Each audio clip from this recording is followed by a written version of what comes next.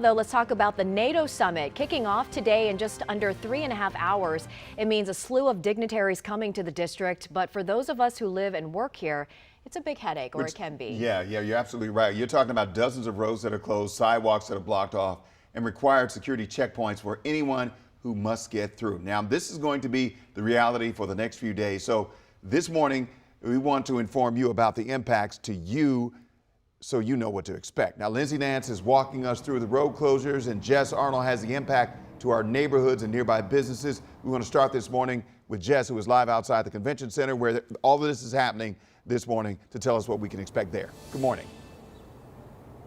Good morning. Yeah, I was out here yesterday as well, and we're about a block farther away from the convention center than we were yesterday. That's because of these parking restrictions in this area. Over my right shoulder here, you can see those fences, these barriers that have been lining the streets for a few blocks around the convention center, as well as some of these orange cones here as they get ready, as these public safety agencies get ready for these dignitaries to arrive. We're going to start to see increased security now that the sun is coming up, and probably a larger police, law enforcement, public safety presence out here as well. Now, neighbors who live in the area have been bracing for longer commutes as well. They will be dealing with DC police, US Park Police, Secret Service, and other public safety agencies, all making sure the hundreds of dignitaries and thousands of attendees stay safe throughout the week.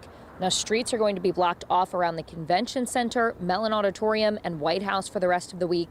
Parking, as I mentioned, will also be restricted. You'll see those signs up, so pay attention. Some bus routes are going to be detoured as well, and even 2 metro stops will be closed. Federal Triangle today, and then Mount Vernon Square through Friday morning. Our team spoke with some neighbors who live in the area who said they're going to leave early to make sure they get to work on time, or even just work from home to avoid it altogether. And they'll have to come prepared for security checkpoints. Everywhere takes a lot longer to get to. A little different than normal. We have to bring our IDs if we ever leave with our car. We need our IDs to get back onto the road where our apartments are.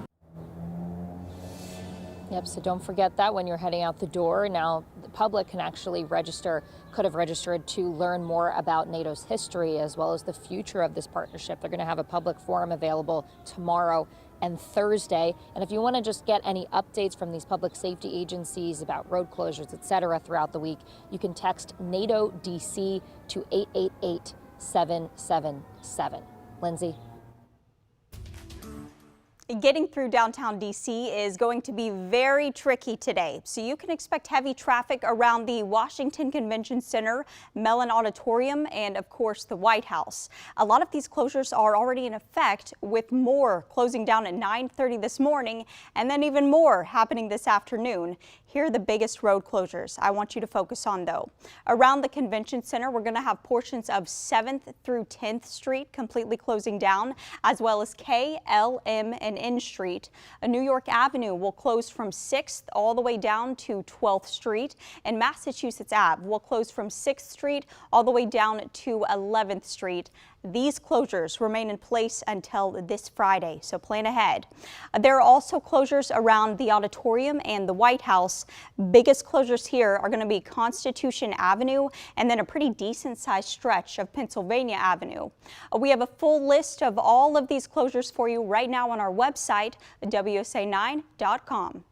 We've been keeping you informed about the last week about this NATO summit, but what exactly is it? Here's some more information for you. NATO stands for the North Atlantic Treaty Organization, otherwise known as the North Atlantic Alliance. It's a political and military alliance of countries from Europe and North America, and the idea here is members are committed to protecting each other from any threat. It was founded in 1949 as a defense against Soviet aggression, and back then it was made up of only 12 countries. Now it's 32. This year marks the 75th anniversary of the alliance, but the last time the NATO summit was here in Washington, D.C. was 1999. And this week's NATO summit is seen by some as a test for President Biden, where many are watching how he handles this big diplomatic event. It also will feature his first solo U.S. news conference since the calls to end his re-election bid first began. This has largely been because of concerns over his age and health.